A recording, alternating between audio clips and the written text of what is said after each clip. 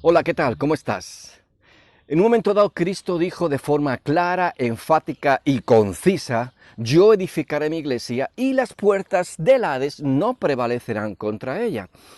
Y bueno, uno tiene que pensar, ¿cuál es la misión de la iglesia? Yo creo que realmente es ponernos ante las puertas de ese Hades y derribar esas puertas para aportar el evangelio del reino de Dios. Y yo sé que alguno estará pensando, uy, yo sé lo que significa el Hades. El Hades es la puerta de la muerte, o la puerta de los infiernos y todo lo que entraña Satanás y sus huestes y todo esto, y hay que hacer esa guerra para derrotarlos a todos. Pero es mucho más que todo eso. Esos son elementos secundarios, no es un objetivo principal. Entonces, ¿qué es el Hades? Para entenderlo bien, tenemos que remontarnos al origen, al génesis de todo. Y por supuesto, tendríamos que ir entonces al Génesis, claro está. Y sabemos que la palabra de Dios nos dice que el versículo 2, que la tierra estaba desordenada y vacía. Y la tierra ahí no implica, a veces se utilizan términos que por un lado sí implica la Tierra como planeta, y otra vez es un símbolo de algo, porque la Tierra todavía no había sido creada.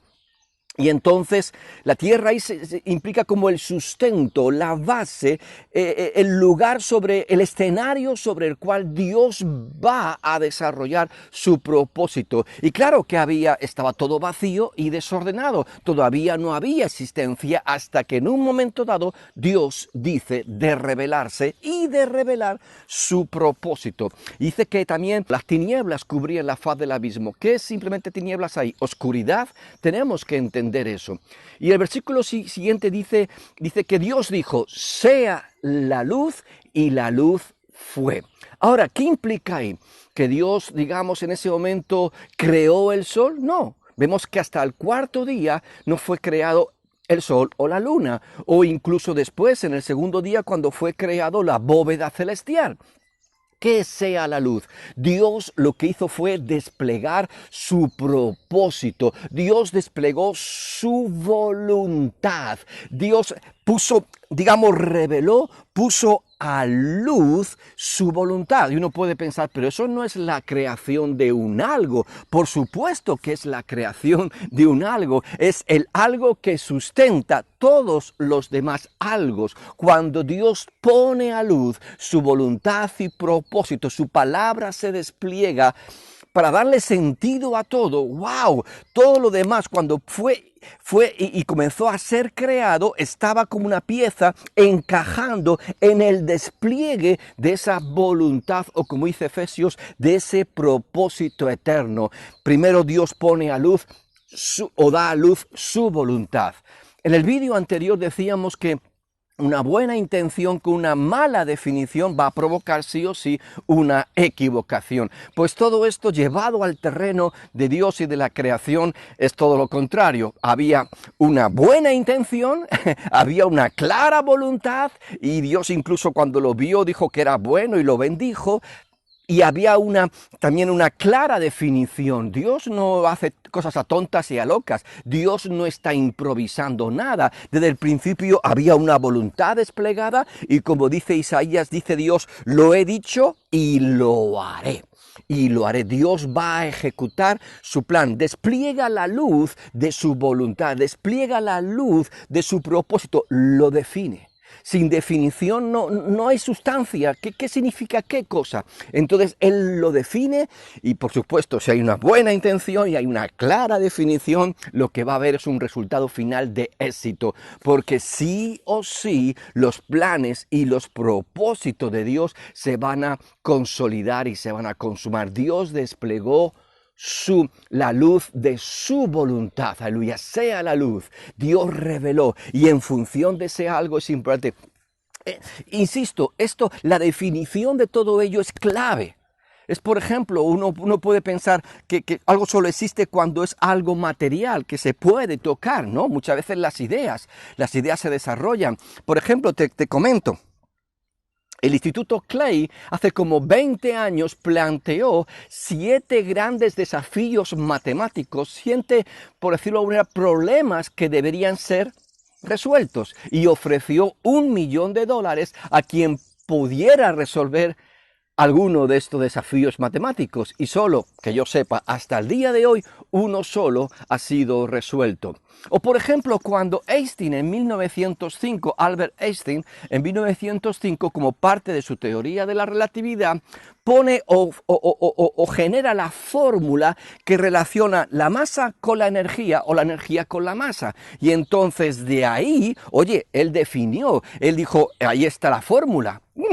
Pone a luz una definición. Todavía faltaba tiempo para que se desarrollara la energía atómica, pero tirando de ahí, de la definición, uno podía alcanzar esas metas. Entonces es importantísimo poner a luz definición, propósito. Ahí está. Y lo que Dios desplegó era justamente la definición de su propósito.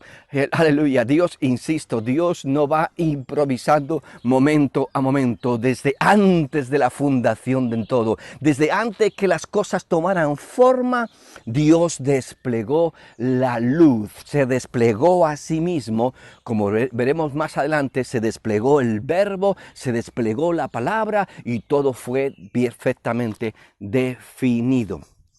Por ejemplo, ¿por qué existe la amapola o por qué existe el diente de león? Uno puede pensar, bueno, ha sido resultado de la naturaleza que va generando. Yo quiero pensar que Dios es un Dios hasta del más mínimo detalle. Dios lo definió. Fíjate que si hablamos de detalles, que hasta los cabellos de nuestra cabeza, de mi cabeza, están todos contados. Dios es un Dios de detalles. Dios definió. No dijo simplemente, sea la amapola o sea el diente de león, sino porque, imaginemos, o cuando Dios dijo, sea el sol. Y uno podía pensar, oye, pero el sol, el sol, ¿qué es el sol? Dios ha dicho que sea el sol, pero de ahí la importancia de las palabras, porque todo fue creado por las palabras. Y las palabras generan comunicación y generan definición. Es como cuando alguien te está explicando algo y te lo está explicando con palabras, que son palabras comprensibles. Los dos estáis manejando un mismo lenguaje. Entonces, comunicación sí hay, pero falta definición en nuestra mente. Estamos en oscuridad. ¿Y qué solemos decir cuando la persona se está esforzando en darnos definiciones, entendimiento, palabras para aportarnos ese conocimiento, pero no lo vemos? Y solemos decir, no lo veo. Hasta que la persona, oye, sigue explicándonos y de pronto decimos, ahora lo veo. Digamos que la luz rompe nuestra tiniebla interior y podemos verlo. Dios reveló con su luz y esas tinieblas que se movían sobre la faz del abismo no era otra cosa que el vacío existencial, no había nada. Entonces, oye, Dios decide desplegar su luz y desde el vacío existencial llama a existencia y llamó a existencia a la amapola y llamó a existencia al diente de león y llamó a existencia al sol. ¿Cómo llamó a existencia? ¿Cómo el sol salió del vacío existencial a la luz? A la revelación, a algo tangible, porque Dios lo definió. Tal vez Dios dijo, mira, será de esta manera, alrededor de ti gravitarán planetas y estarás en este punto del sistema solar. No sé, Dios todo lo tiene, todo perfectamente. Recuerda que Dios dijo, sea primero la luz. Dios despliega su propósito y luego va colocando dentro de ese despliegue de su voluntad, va colocando todo lo que quiere crear, pero definiéndolo. Al definirlo, algo cuando es definido sale del vacío existencial y se manifiesta. Dios convoca, Dios llama, ¿verdad?, a existencia. Te llamo a ti a existencia. Así Dios lo creó todo. Día a día, momento a momento, fue llamando al sol, a la luna, a todo lo que rodea la tierra, y entonces Dios lo definió. Y las palabras definen, de ahí la importancia de las palabras, de ahí la importancia de aquel que es la palabra, el Verbo eterno de Cristo Jesús. Esto es muy importante que lo veamos porque porque de ahí podremos entender más adelante, aunque no lo vamos a poder desarrollar todo en este vídeo, lo que es el Hades y el porqué de la iglesia y el porqué de ese sentido de esfuerzo o de compromiso o de llamado o de visión que Cristo dice: yo edificaré mi iglesia y las puertas del Hades no prevalecerán contra ella. Porque recuerda algo, Dios desplegó la luz. Dios desplegó su propósito, pero el pecado, por lo menos una parte de su naturaleza, una parte de todo aquello que fue creado, por el pecado, digamos que se volvieron a fundir los plomos. El hombre cayó una vez más en una tiniebla, en un vacío existencial, y tiene que ser redimido, recuperado en Cristo Jesús. El Verbo se hizo carne. Y entonces decíamos antes que tenemos que ir al Génesis de todo, pues vayamos al Génesis, al principio de todo. ¿Y sabe dónde se encuentra el Génesis, el principio de todo? Tú me puedes decir, bueno, Génesis 1.1. No, Juan 1.1. A partir de Juan, capítulo 1, versículo 1, encontramos, porque sí, en Génesis encontramos justamente el origen o el Génesis de la materia.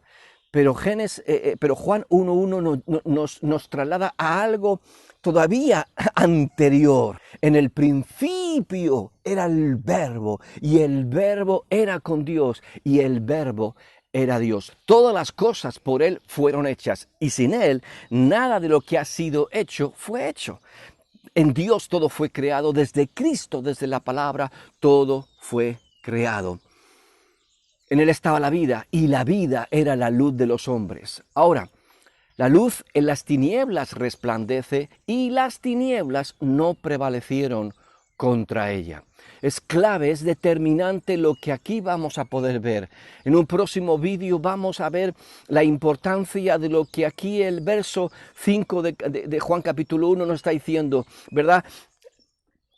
La luz en las tinieblas resplandece, y las tinieblas no prevalecieron contra ella. Y aquí no está hablando del efecto físico. Estás en medio de tinieblas, simplemente el efecto físico, ¿verdad? Porque alguno puede decir que es la oscuridad, la ausencia de luz.